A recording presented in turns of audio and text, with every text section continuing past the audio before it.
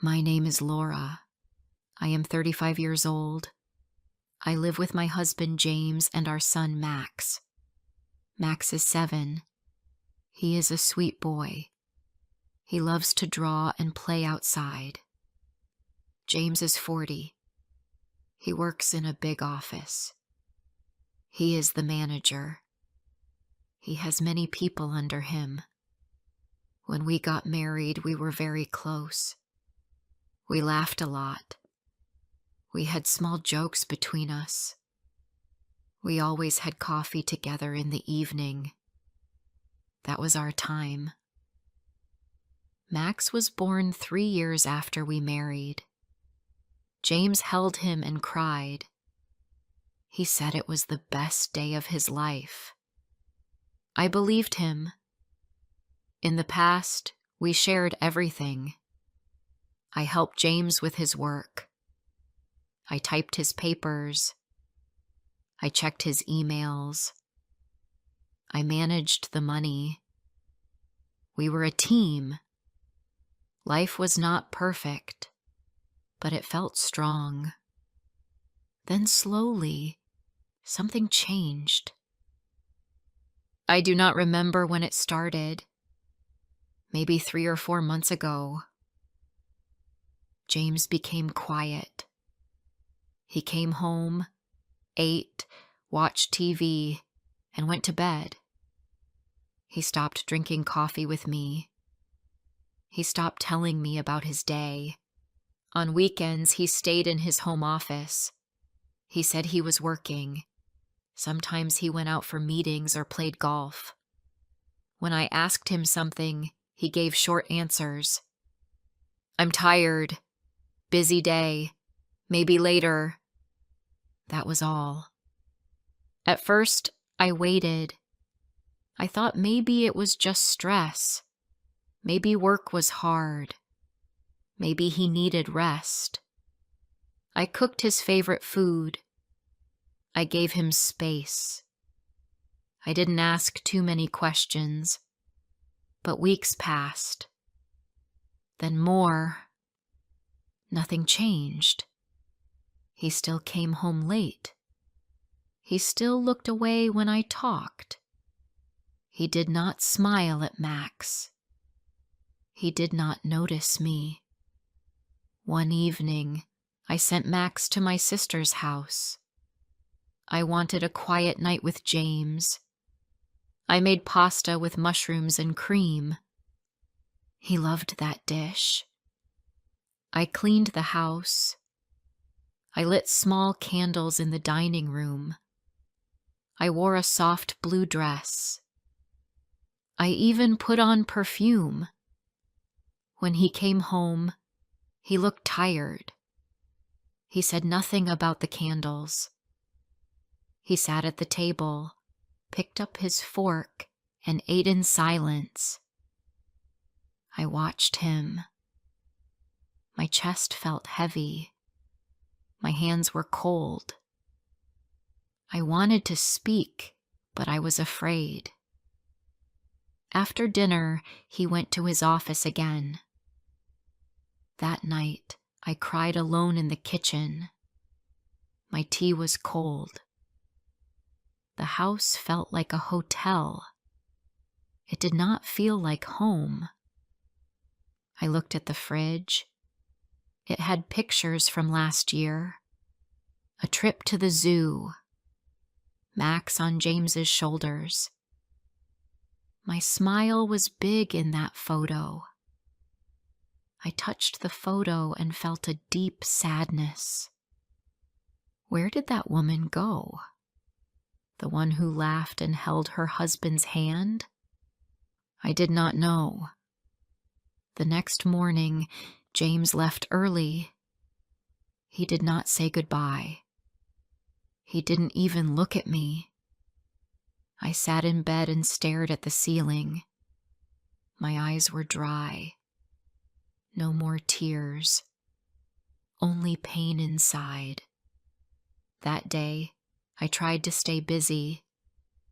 I cleaned the windows.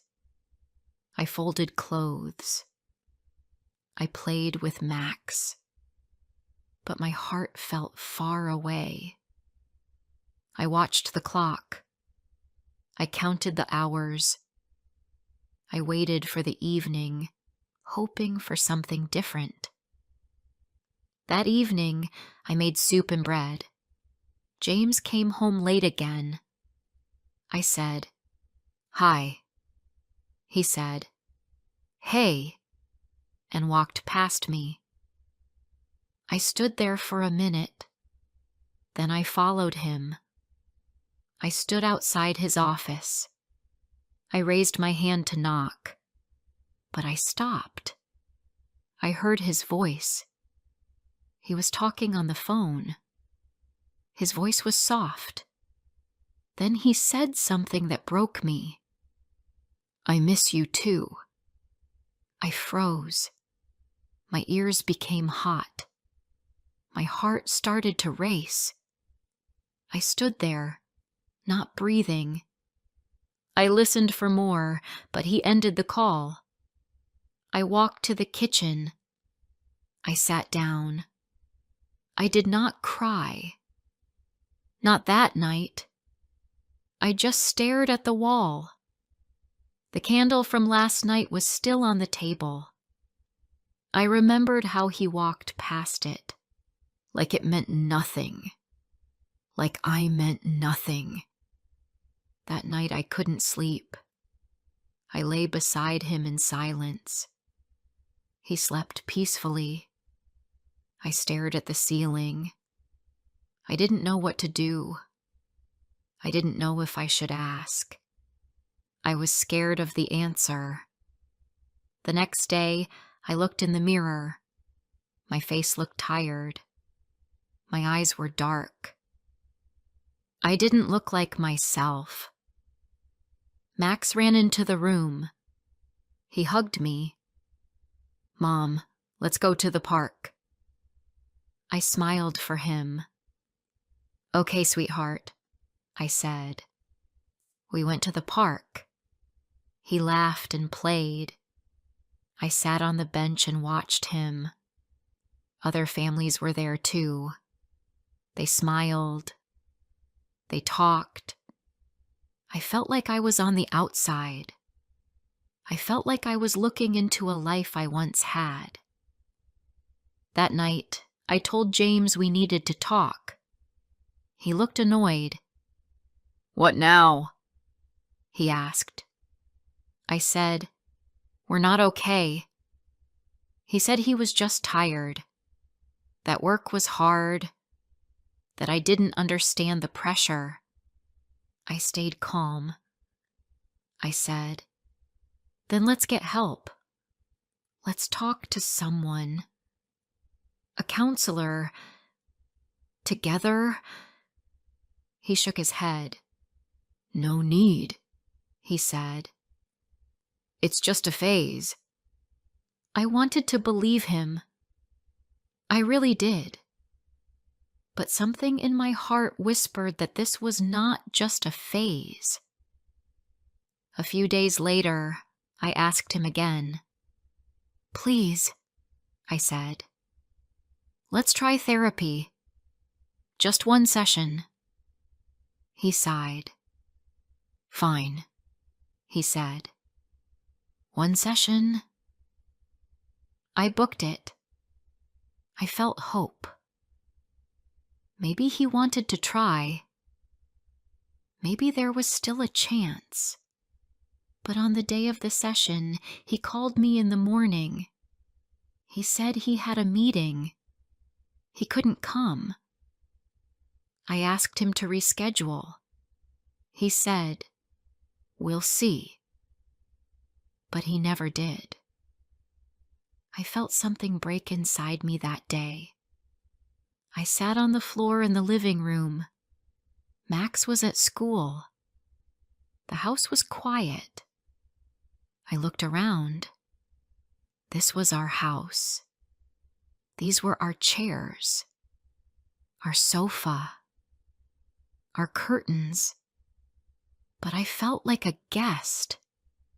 I didn't feel loved. I didn't feel seen. I remembered his words on the phone. I miss you too. That voice was not for me. Before I share the rest of my story, I need to know, where are you listening from? Knowing someone hears me, understands me, gives me strength. The next few days felt long. I kept waiting for something. A message. A smile. A simple moment between us. But nothing came. James was like a wall. Hard. Cold. Silent. He left early. He came home late. He looked tired. He ate in silence. He did not look at me. I started to feel invisible. I started to feel like a shadow in my own house. I tried to stay calm. I told myself, maybe it was stress. Maybe he was not ready to talk. I wanted to believe his words. I wanted to believe that he still loved me. So I waited. I waited with quiet hope. I played with Max. I made meals. I smiled in front of people. But inside, I was tired. Not sleepy tired. Heart tired. Soul tired. One day Max asked me, "Why does Dad never play with me?" I didn't know what to say. I said, "He's busy." Max looked down. He didn't say anything. That night I cried in the bathroom. I didn't want Max to see. I put my hand over my mouth so no one could hear. The tears felt hot. They fell fast. I looked in the mirror and whispered, "I can't do this much longer." A week later, I decided to try again. I planned a weekend just for the two of us. I talked to my mother. She said she would take care of Max. I booked a small cabin near the lake. It was peaceful and quiet there. We went once before, years ago. We laughed and held hands. I wanted to feel that again. I told James about the plan. He didn't say anything for a few seconds. Then he said, "Not now. I have work meetings. Maybe next month." I nodded. I smiled. But my heart sank. I knew he was lying. I knew there was no meeting. He didn't even ask me which weekend it was. He just said no. That night, I sat in the living room. The lights were off. The house was dark. I sat alone with a small cup of tea. It was cold. I didn't drink it. I looked at the clock. It was late. James was in his office again. The door was closed. I looked at the family pictures on the wall. There was one from Max's birthday. He had a big cake and balloons. James was holding him. I looked at James's smile in that photo. It felt like a different man. I didn't know that man anymore. I looked down at my hands. They were shaking. I asked myself a hard question. Was this still a marriage? Or were we just two people living in one house? The next day, I didn't ask James anything. I didn't speak much. I was quiet. I took Max to school. I went to the grocery store. I made dinner. James didn't notice. He didn't ask how my day was. He didn't look at me. I started to feel smaller each day. Not in my body, but in my heart. Another week passed. Then one evening, I sent Max to my mother's again. I told her I needed to think. She understood. That night, I waited in the kitchen. James came home late again. He put down his bag and walked to his office. He didn't even say hello. The door closed behind him. I stood there for a moment.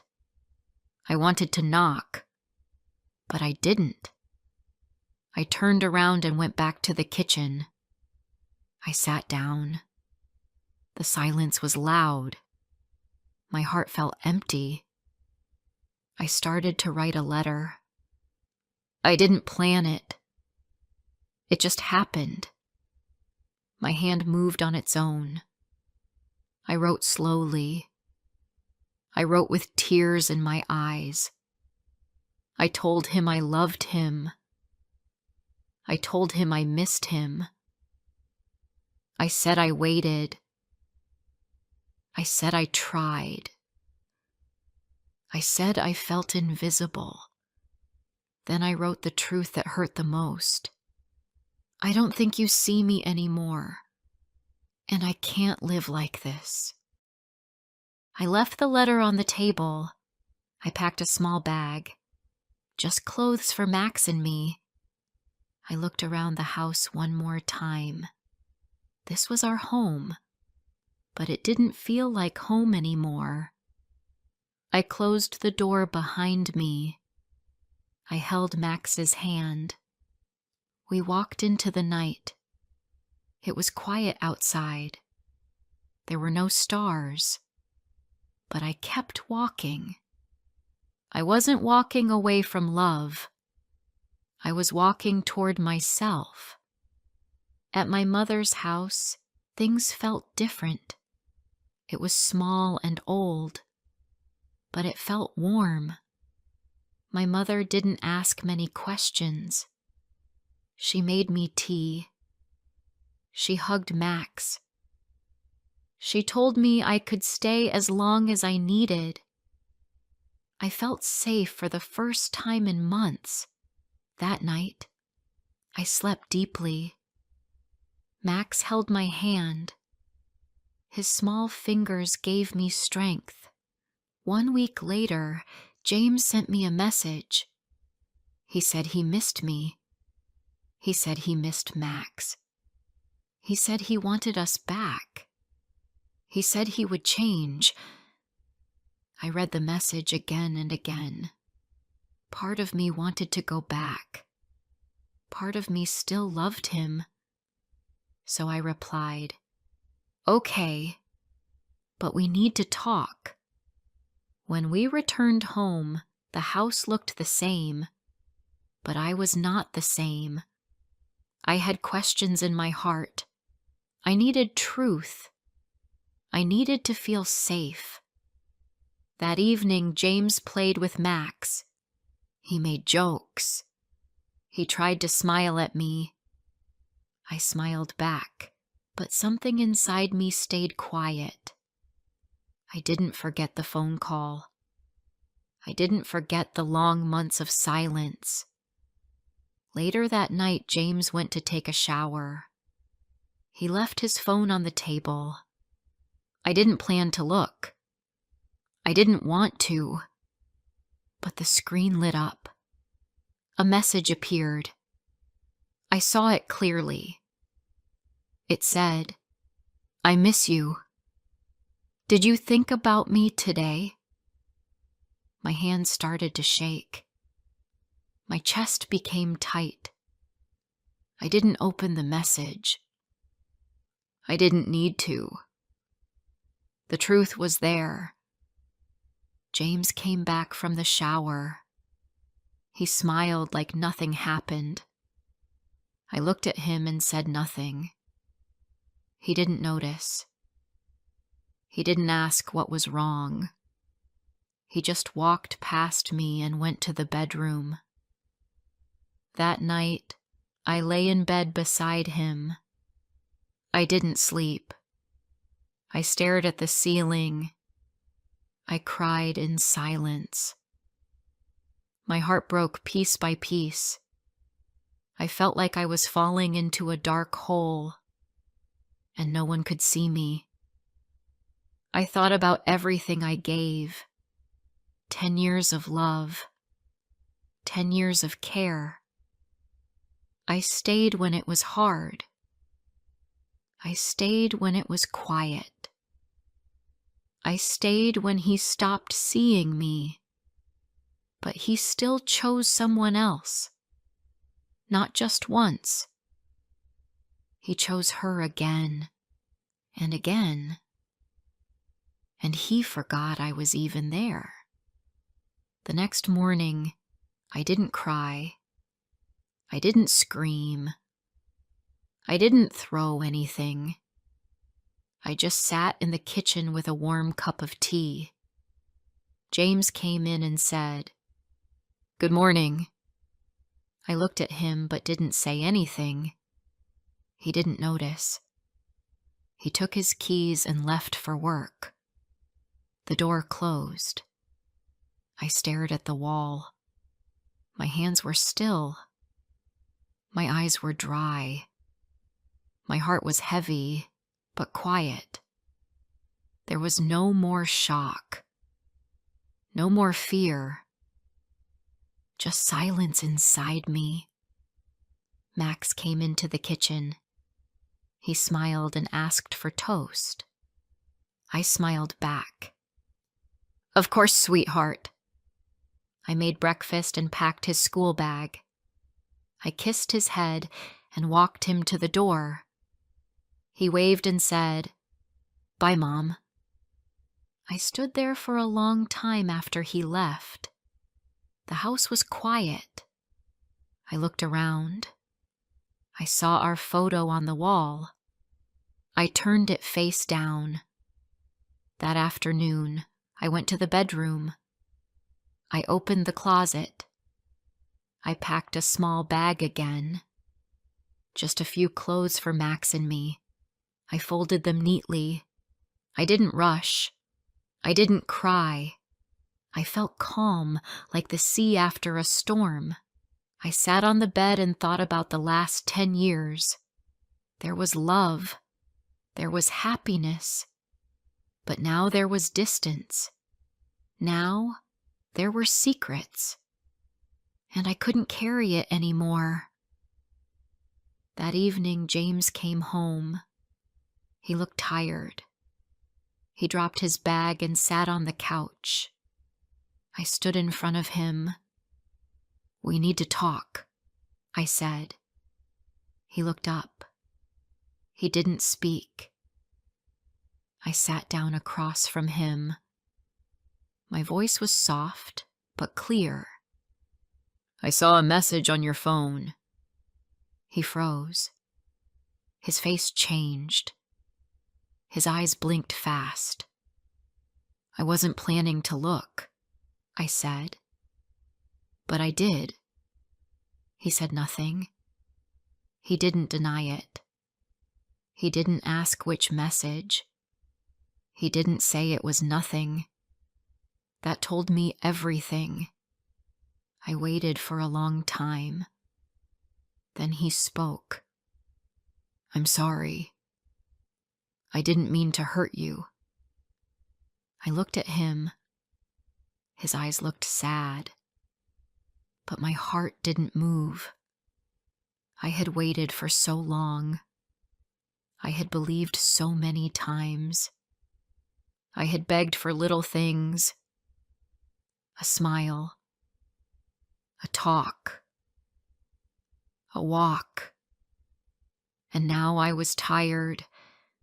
I said, "I gave you 10 years. I gave you everything." But I can't do this anymore.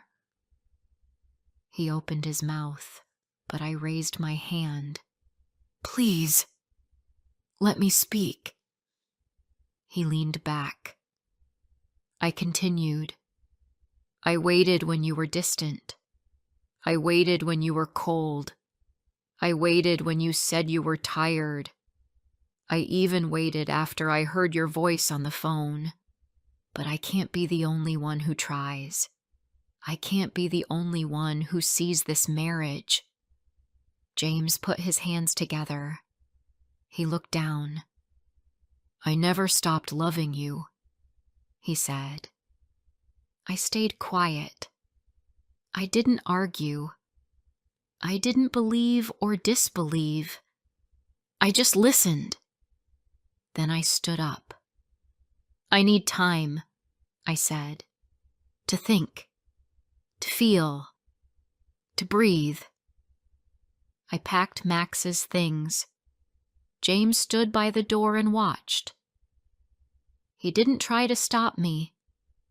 He didn't say, stay. That hurt more than anything. I held Max's hand and we left. It was night again, but this time I didn't feel lost. I didn't feel broken. I felt brave. At my mother's house, I didn't say much. She didn't ask much.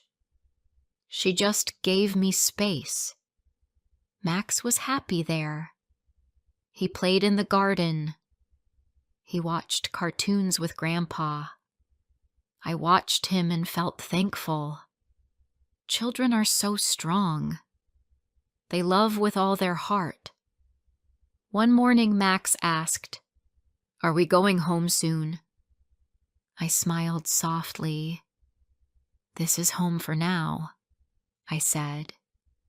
He nodded. He didn't cry. That night, I sat alone on the porch. The stars were out. The air was cool.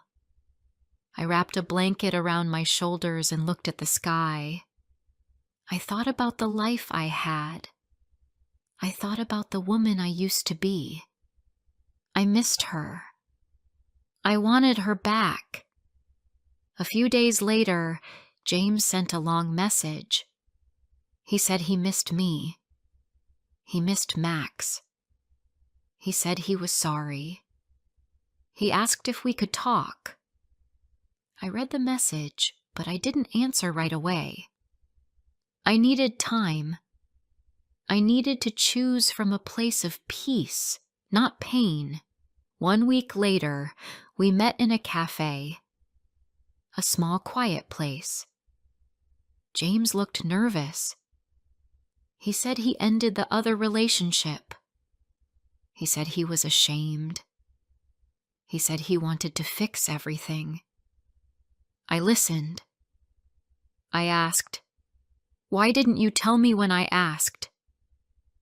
He said he was scared. He said he didn't want to lose his family. I looked at him for a long time. "I don't hate you," I said, "but I don't trust you. And without trust, there's no home." He looked down. "I understand," he whispered. I stood up. "I'm not saying never, but I'm not coming back today." He looked like he wanted to cry. I touched his hand gently. This time, I'm choosing myself. That night, I told Max we were staying longer at Grandma's. He didn't ask why. He hugged me and said, "I like it here." I smiled and kissed his head. Then I sat at the kitchen table. I took out my notebook and started to write. Not a letter to James, a letter to myself. I wrote, "You are not weak. You are not invisible. You are strong. You are brave. You are enough. I looked at those words for a long time.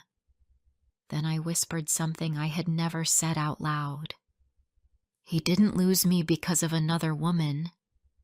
He lost me because he forgot I mattered. And that, to me, was the truth. If this story touched your heart, don't forget to like, comment, and share. More emotional and inspiring stories are coming soon.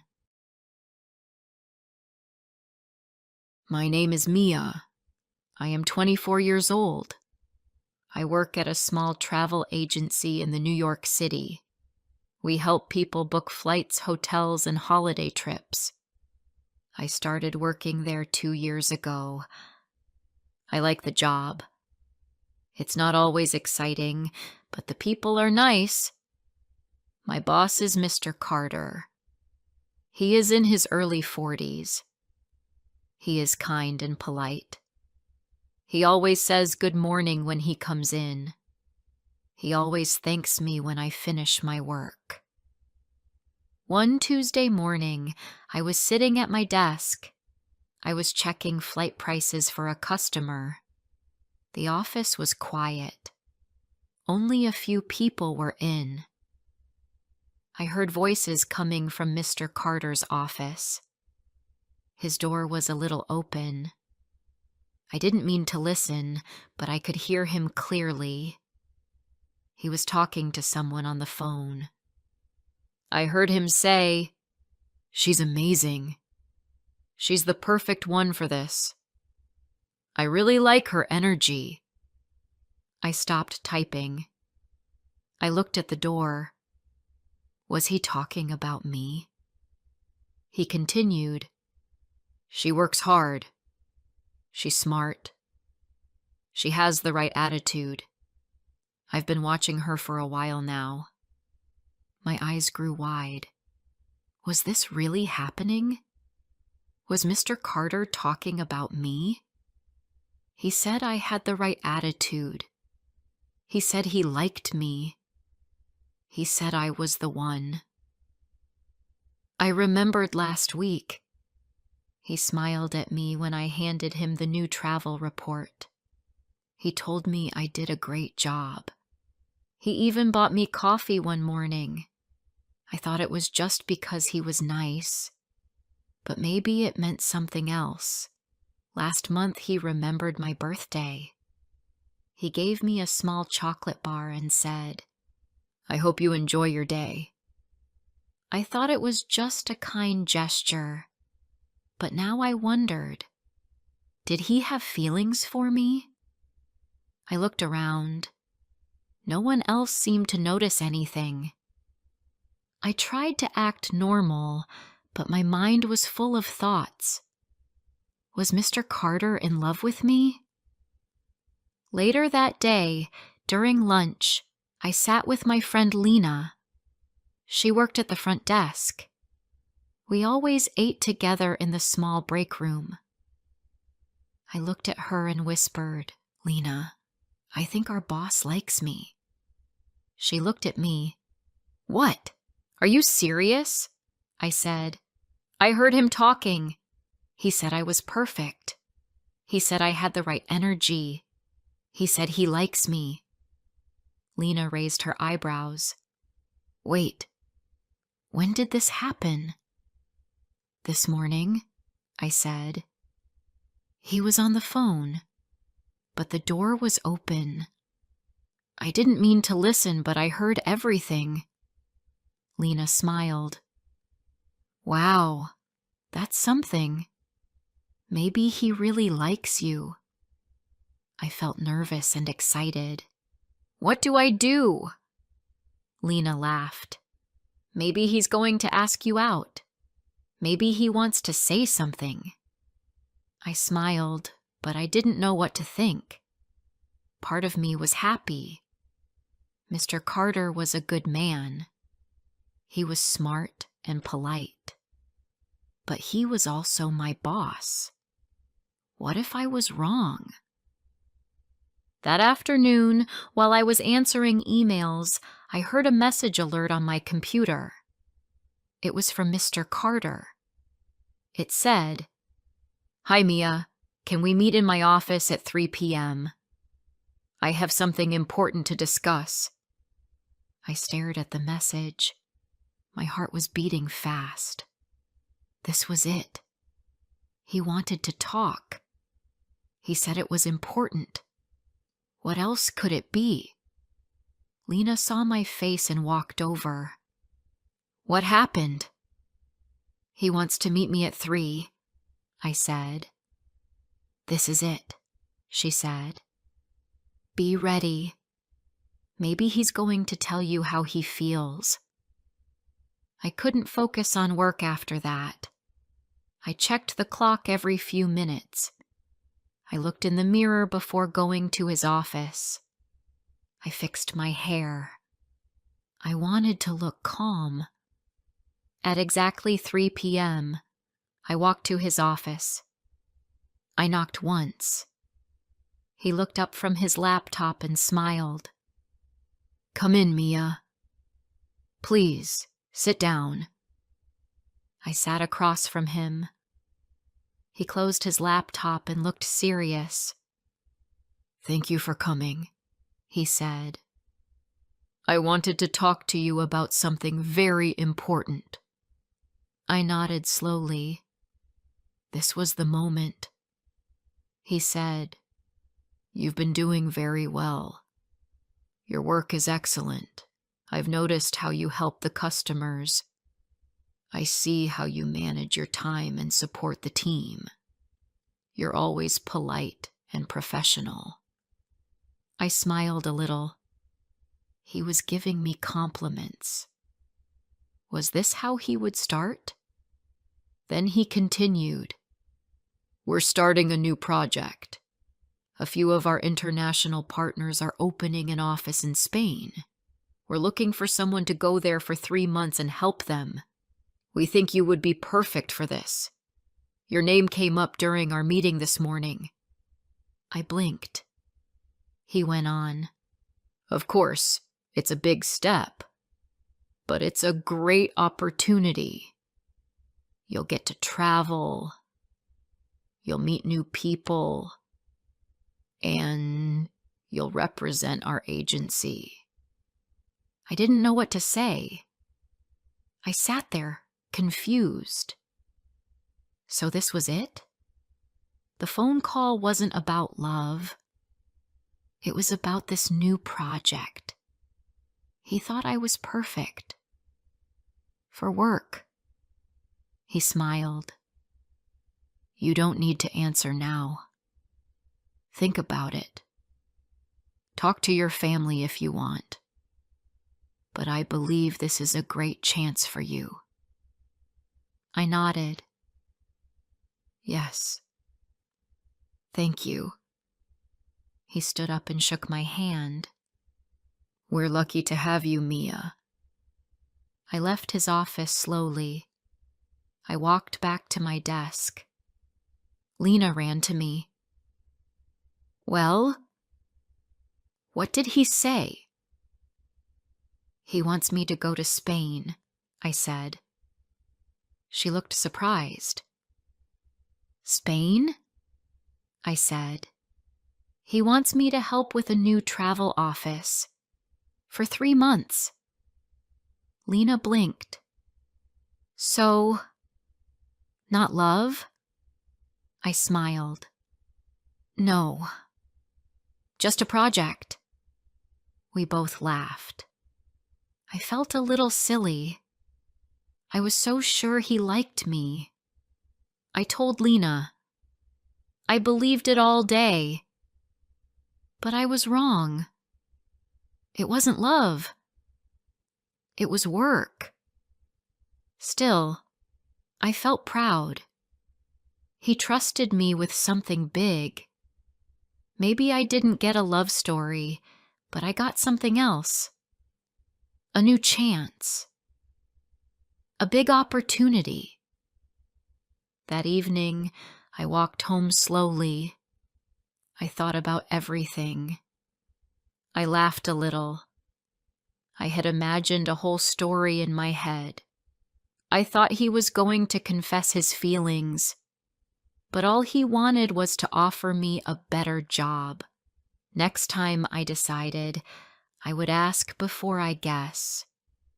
Before I share the rest of my story, I need to know, where are you listening from? Knowing someone hears me, understands me, gives me strength. That night, I couldn't sleep. I kept thinking about the offer. Spain. A new office. 3 months in another country. I had never left home for that long. I had never even been on a plane by myself. It was exciting, but also scary. The next morning, I got up early. I made tea and sat at the small table near the window. I looked outside, but my mind was somewhere else. I kept hearing Mr. Carter's voice.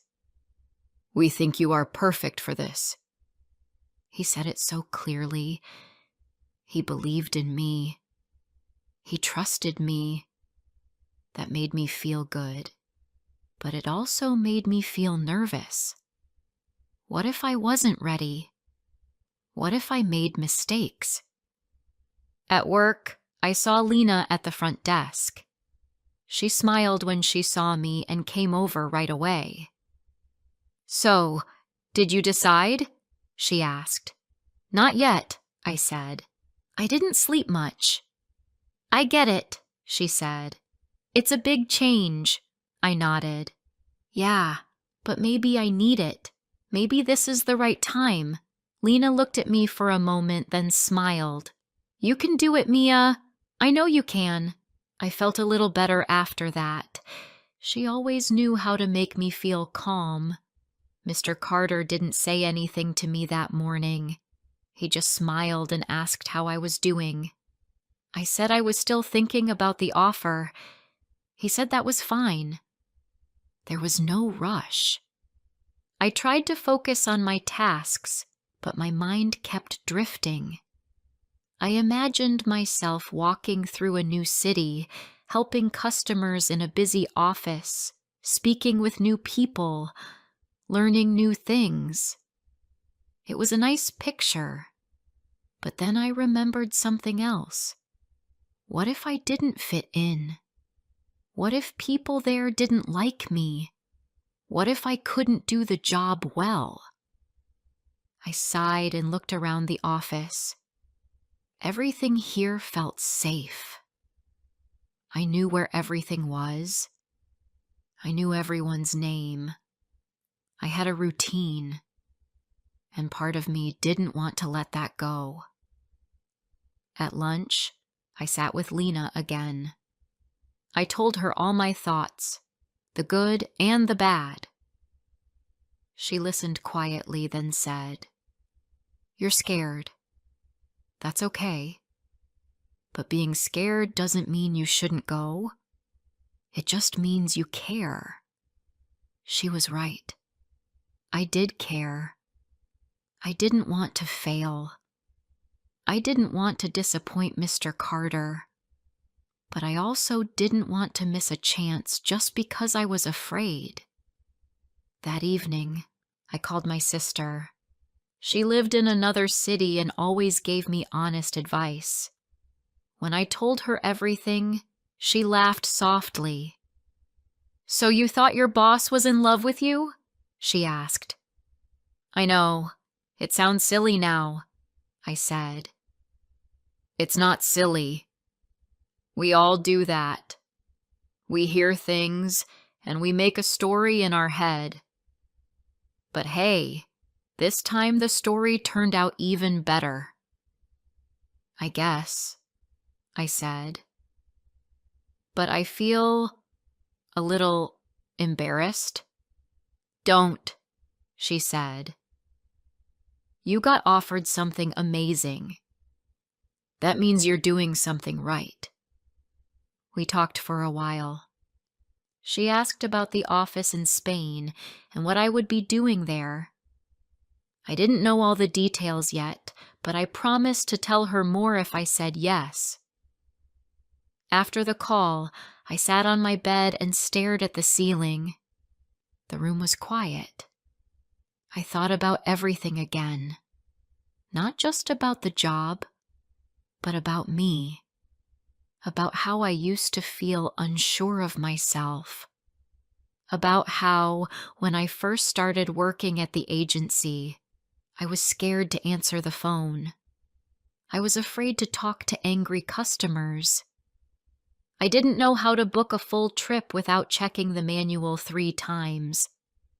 Now things were different. I was helping others. I was answering questions. I was solving problems without asking for help. Maybe I had grown. Maybe I was stronger than I thought. The next morning, I walked into the office with a new feeling. I sat down, opened my computer, and got to work. I finished 3 bookings before noon. I checked details twice. I helped a family who wanted to travel with their baby. I even called the hotel myself to ask about baby beds. I did it all without feeling scared. Mr. Carter came over to my desk just before lunch. "Have you thought more about the offer?" he asked. I looked up at him. He was smiling, like always, calm and friendly. "Yes," I said. "I want to go." His smile grew bigger. "I'm very happy to hear that. I think this will be good for you.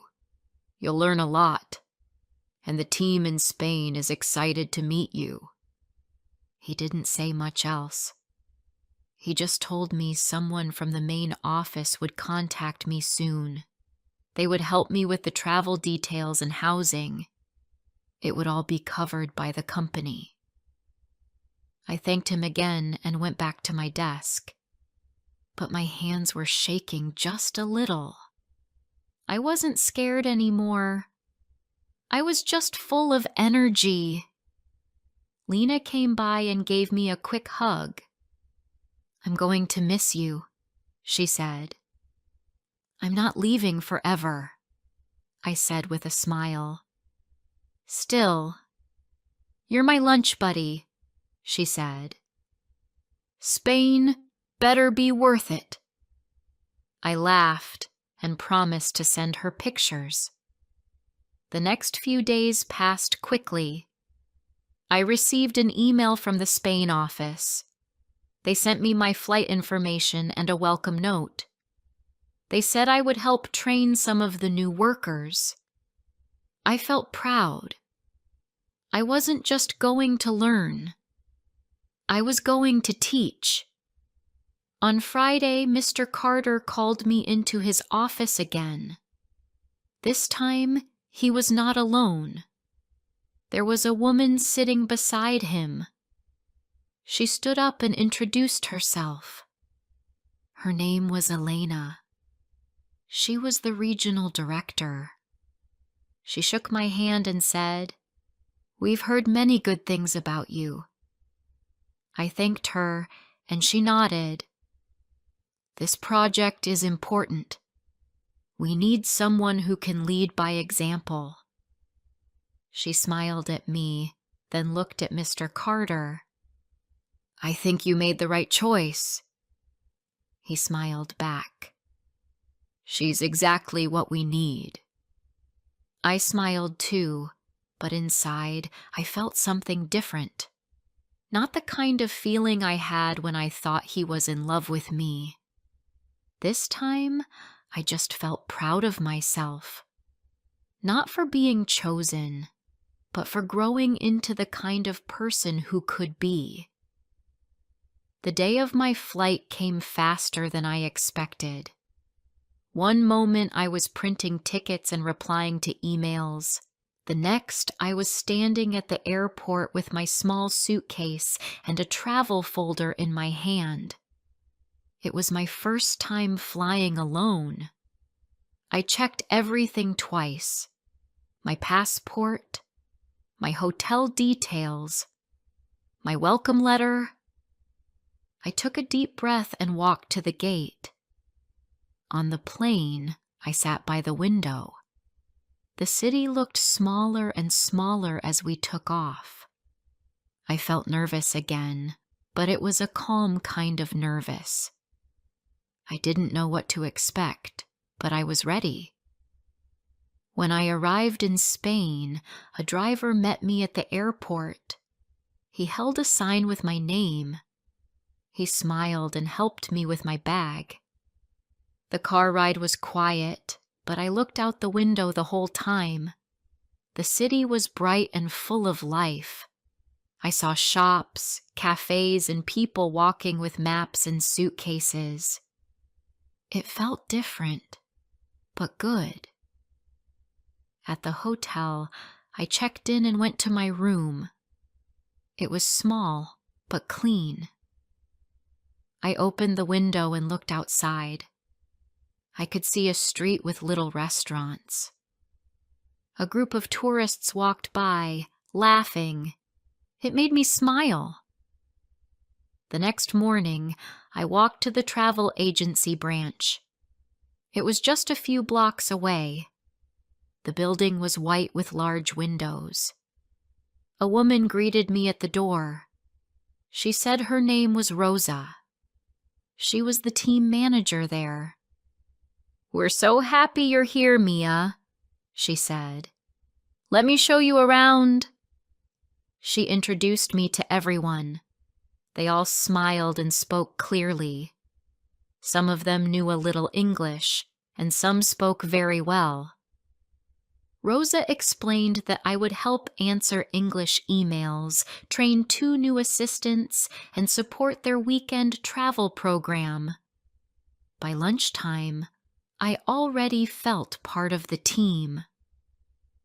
That evening, I called Lena.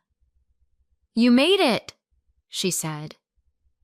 "How's Spain?" "It's beautiful," I said. "And the people are nice." "Good. But don't fall in love with another boss," she joked. I laughed. "Don't worry. I learned my lesson." We talked for a few more minutes. Then I told her I had to go. I wanted to get some rest. The days in Spain went fast. I worked from Monday to Friday. Every day I helped the new assistants. I showed them how to use the booking system. I answered their questions. Sometimes I made mistakes, but I didn't feel bad. Everyone was patient. Everyone helped each other. On the weekends, I walked around the city. I visited the park near the river. I sat in little cafes and watched people pass by. I tried new food. I took photos of everything. I even joined a walking tour one Sunday and met 2 girls from Italy. We spent the afternoon together, talking and laughing. One day at work, Rosa called me to her office. She asked me to sit down. "Mia," she said, "you've helped us a lot. You're kind and clear. The new staff really like learning from you." I smiled. "Thank you. That means a lot." She continued, "We would like to ask you something. It's not official yet, but we're thinking about opening a training role. Someone who visits all our branches to support new teams. It would mean more travel. Not just Spain, but maybe Portugal or France too." I looked at her, surprised. "Me?" She nodded. "Yes. You work well with others. You stay calm. And you explain things clearly. You don't need to say yes now. But I wanted you to know we're thinking about it." I thanked her and went back to my desk. I couldn't stop smiling. That evening, I sat in my hotel room and thought about how much had changed. Just a few weeks ago, I was sitting at my desk back home, thinking my boss liked me. I told Lena. I imagined a whole story in my head, but that story was wrong. Still, it led me here. Sometimes we hear something and we think we understand, but we only hear a part. We don't know the whole picture. That's what happened to me. I thought I heard the truth. I thought I knew what Mr. Carter meant, but I didn't. And I'm glad I didn't. Because if I had been right, maybe nothing would have changed. Maybe I would still be sitting at my desk, waiting for something special to happen. But now, I was the one doing something special. 3 months later, I flew home. My team in Spain gave me a little party on my last day. They gave me a card, some chocolates, and a photo of the whole team together. We all hugged before I left. Rosa said, "Remember, the door is always open." Back in my city, I went straight to the office to say hello. Lena ran to hug me as soon as she saw me. "You look different," she said. I laughed. "Maybe a little." "You look stronger," she said. "And happy." Mr. Carter came out of his office and smiled. "Welcome back, Mia. I heard great things." "Thank you," I said. We sat down later and talked about Spain. I told him about the team, the work, and the offer from Rosa. He nodded the whole time. "I think you'd be perfect for that role," he said. "I want to try," I said. And he smiled again. That night, I walked home and felt proud. Not because of the new job or the travel or the compliments, but because I had changed. I had believed in something that wasn't real and that made me feel silly. But I didn't stay in that feeling. I moved forward. I took the next step. And that step brought me somewhere better. Life doesn't always go the way we expect. Sometimes we think it's a love story. Sometimes we wait for someone else to choose us. But sometimes the story is about something else. Growth. Change. Believing in yourself. I used to think my boss was in love with me.